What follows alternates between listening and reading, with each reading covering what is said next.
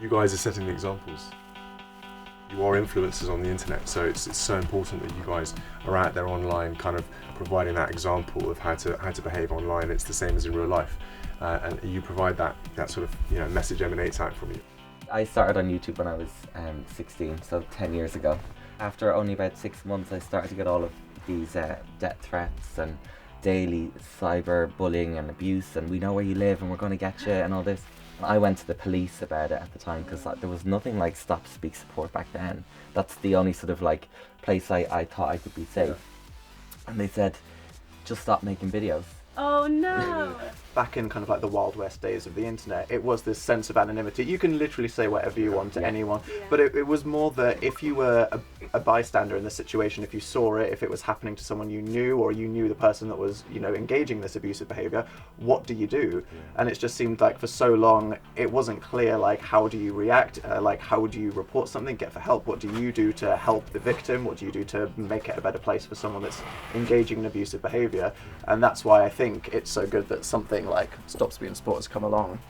The Stop Speak Support gets that line of exactly what we're talking about there, which is where does banter stop and where does bullying start? And it is a complex one, and it's the only way we're going to get across that is just by educating people. I started making videos when I was 8, so I was really young, and I was diagnosed with a rare medical condition. When my image, like facial image, started changing and I was doing videos, I think a lot of people were confused, and so they would say, what happened to your face? But sometimes I think people just do want to ask a question, but they need to think a lot before they actually say what they do. The term cyberbullying sounds kind of like almost like old school, you're like, oh, I'm not bullying someone, I'm just having a laugh. Yeah, but you have to take a step back and see what you're doing. Like, the way you talk to someone online can be so catty because you're behind a screen and you don't really know it, and you see other people doing it, so you think you'll join in and it's okay, but you have to take a look at what you're actually typing and see if you'd say that in real life. One thing that I took from the damaging effects of cyberbullying is the lasting effect of it. So last night I put out a sort of a call for stories, and within 20 minutes I had over 50 of them. Hi, my name is Abby, I'm 19 and I'm from northeast England. A tiny bit of cyberbullying ended up somewhat ruining my life. I was 12 at the time, but for some reason all the girls in my friendship group at school turned on me and made a Facebook group where they insulted me and mostly commented about how annoying, fat and ugly I was. Because of how I felt and how awful I felt, I didn't feel confident enough to tell a teacher or anything.